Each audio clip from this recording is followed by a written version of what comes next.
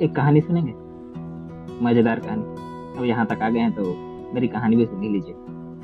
ये कहानी है एक व्यापारी की। एक व्यापारी जिसने अपनी संपूर्ण संपत्ति बेचकर एक ऐसा पार्क खरीदा, वन कह लीजिए उस समय के लिए, जिसकी कीमत उतनी थी नहीं जितनी कीमत उसने चुकाई। फिर भी ऐसा क्या कारण था कि उसको वो सौदा महंगा नहीं लगा होगा? आइए जानते हैं। जैसा कि आपने पहले अंदाजा लगा ही लिया होगा, ये कहानी है भगवान बुद्ध और उनके एक प्रिय शिष्य सुदत्त की, जो बाद में अनाथ पीठिका के नाम से भी मशहूर हुआ।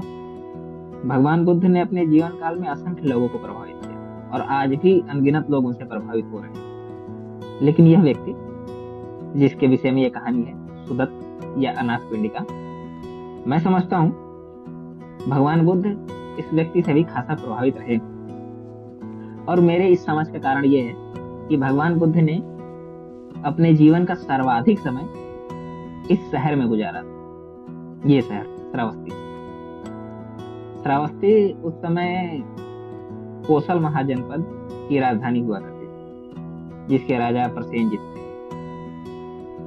और सुदत्त यहीं का एक सफल व्यापारी था। आप उस समय का अंबानी मान सकते हैं, यानी कि उस राज्य में इससे बड़ा व्यापारी और कोई नहीं था। तो सुदत्त एक बार अपने बिजनेस ट्रिप पर राजगीर गया था। वहां पर उसे किसी ने भगवान बुद्ध के बारे में बताया। तो सुदत्त ने सोचा कि चलो भाई, इसके भी दर्शन करते हैं। और भगवान बुद्ध के दर्शन करके, उनके उपदेश सुन के सुदत्त इतना प्रभावित हुआ कि ऐसा कहा जाता है कि वो उपदेश के दौरान ही ज्ञान की सोतापन्ना अवस्था तक पहुंच गया। ये कोई उच्चतम अवस्था होती होगी, अब नाम से कितना ही पता चलेगा। लेकिन महत्वपूर्ण बात यह है कि इस मुलाकात के बाद सुदत्त अनाथ पिंडिका के नाम से मशहूर हुआ और अनाथ पिंडिका भगवान बुद्ध का एक समर्पित अनुयायी बन गया। और अनाथ पिंडिका ने भगवान बुद्ध से निवेदन किया कि वे उसके शहर श्रावस्ती में आकर रहें, अपना आश्रम या विहार बनाएं और वहां के लोगों को भी उपदेश दें।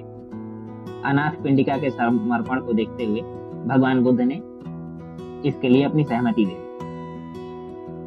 तो राजगीर से वापस आकर अनाथ पिंडिका ने श्रावस्ती में एक उपयुक्त स्थान की तलाश शुरू कर दी, जहां पर भगवान बुद्ध अपना विहार बना सके और शांति पूर्वक अपने भिक्षुओं के साथ रह सके। इस स्थान के लिए जरूरी था कि ये शहर से थोड़ा दूर हो, जिससे वहां पर पर्याप्त शांति मिल सके। जल्दी ही अनाथ पिंडिका को एक ऐसा स्थान मिल गया जहां भगवान बुद्ध अपना विहार बना सकते थे। ये स्थान श्रावस्ती से बाहर की तरफ एक वन था। आधुनिक संदर्भ में आप इसको एक बड़ा सा पार्क मान लीजिए, जिसमें ढेर सारे पेड़ पौधे, जंगल झाड़ सब कुछ एक साथ है। तो ये वन अनाथ पिंडिका के अनुसार भगवान बुद्ध के विहार बनाने के लिए उपयुक्त स्थान था। उसने पता किया कि ये वन किसके अधिकार क्षेत्र में है। तो उसे पता चला कि ये वन महाराज प्रसेनजित के पुत्र यानी राजकुमार जेता या जेत के अधिकार क्षेत्र में है।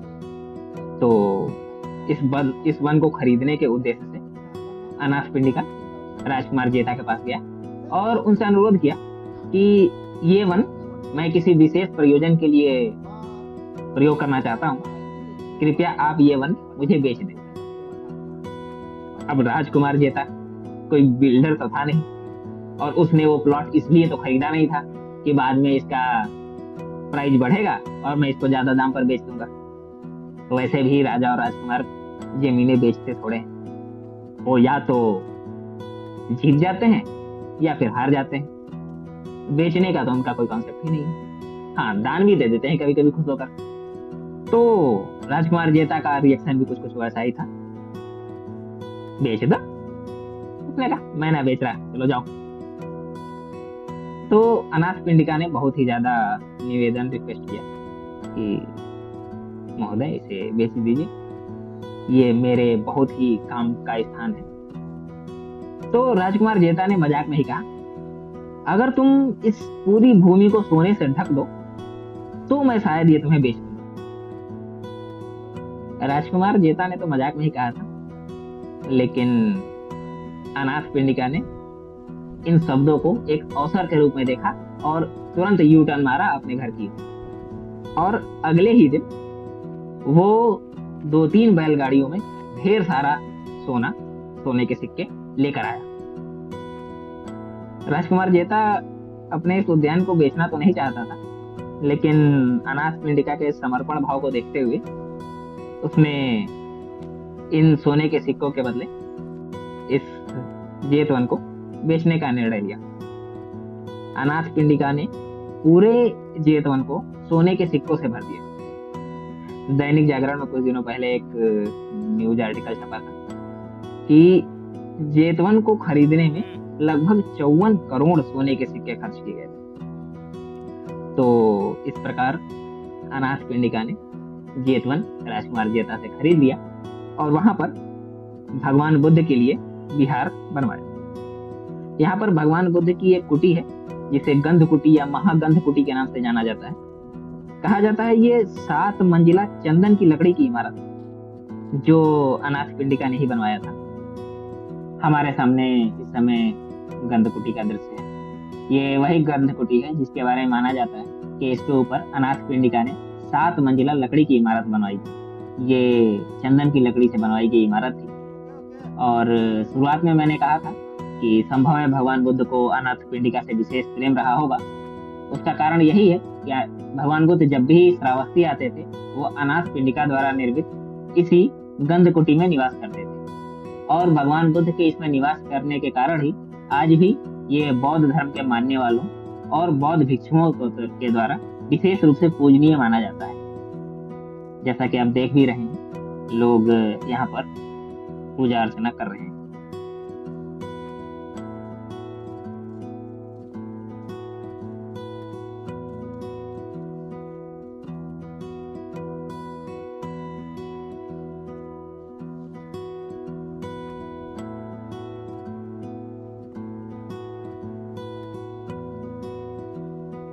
इसी जेतवन में एक बहुत महत्वपूर्ण वृक्ष है।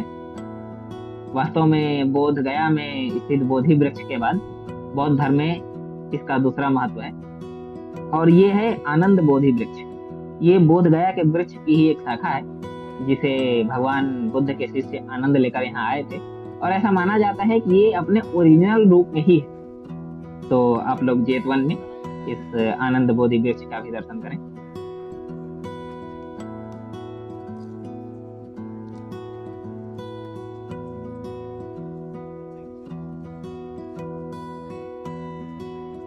आज भी इस पावन भूमि के दर्शन करने के लिए देश विदेश से बौद्ध धर्म के मानने वाले लोग आते हैं।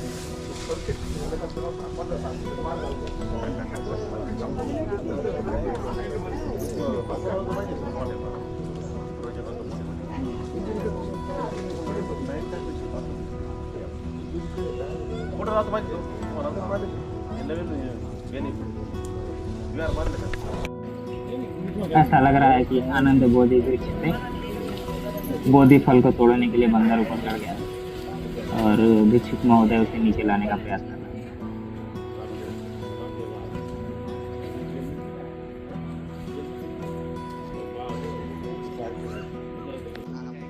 งานกับสา आज भी इस पावन भूमि के दर्शन करने के लिए देश विदेश से बौद्ध धर्म के मानने वाले लोग आते हैं।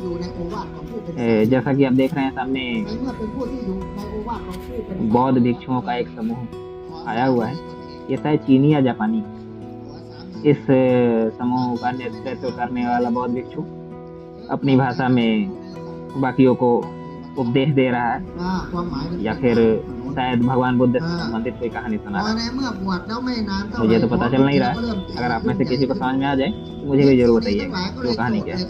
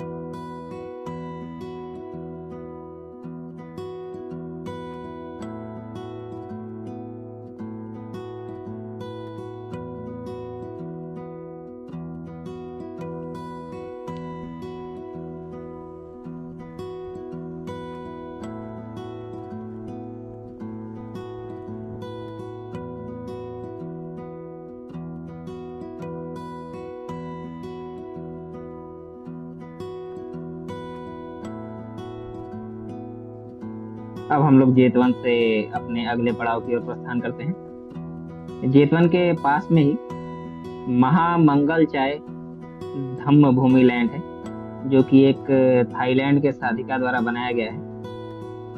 उनका नाम है डॉक्टर बोंगकोत सिट्टीपॉल। अगर प्रोनाउंसिएशन खराब रहा हो तो मुझे माफ कीजिएगा। तो इन्होंने 1994 में यहाँ पर एक इंटरनेशनल मेडिटेशन सेंटर स्थापित किया था। तो अब हम लोग वहां पर जाएंगे।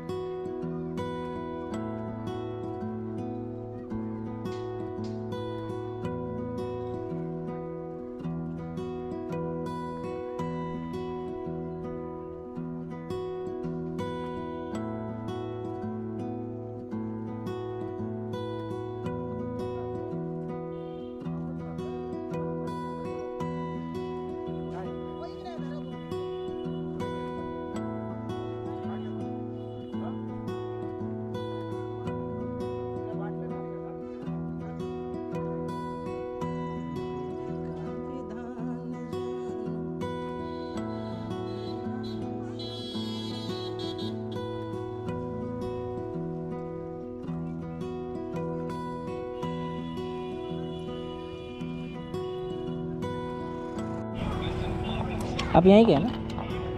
आप यहीं के हैं? नहीं, यहाँ और क्या है आसपास? आप क्या क्या घूमे हैं? हम तो बस यही घूमे। ये पहला है। अभी 3 बजने वाले हैं। इधर से आप जाएंगे तो आपको मंदिर मिलेगी। सबसे बेस्ट वे वही है। ओके। बट ये कैमरा में अंदर अलाउ नहीं करेंगे। ठीक है, देख लेंगे। हाँ, लेकिन बाहर से आप देख सकते हैं। मतलब अंदर जाएंगे, अच्छी चीज़ है बहुत ज़्यादा। हाँ, कैमरा तो अलाउ नहीं करते, तो कैप्चर नहीं करते। हाँ, बाहर से देख लेंगे। हाँ, और क्या है? सबसे बेस्ट ये है। इसके बाद आज थोड़ा जाएंगे तो अंगुलमाल गुफा मिलेगी आपको। ओके। ये यहाँ से 2 किलोमीटर पड़ेगा। वो खुला रहता है? टाइमिंग है उसका? उसकी टाइमिंग नहीं है। इसकी मंदिर की टाइमिंग है? इसकी टाइमिंग 4 बजे तक की है। अभी तो 3 बजे हैं, तो आप भी जा सकते हैं। दूर से तो कैप्चर कर ही कर लेंगे ना। बस यही 2 ही चीज़ें हैं और है? नहीं, बाकी बहुत चीज़ें हैं, लेकिन ये 2 चीज़ें मेन है जो आपको घूमनी चाहिए। चलिए, थैंक यू।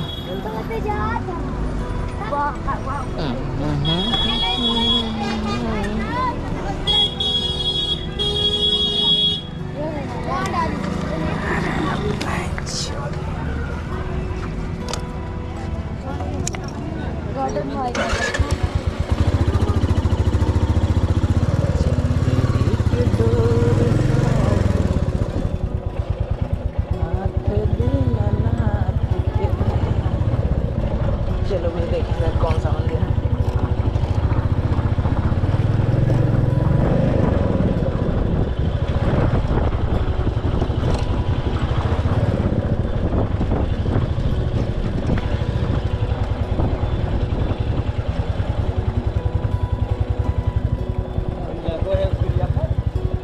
इधर मंदिर कौन सा?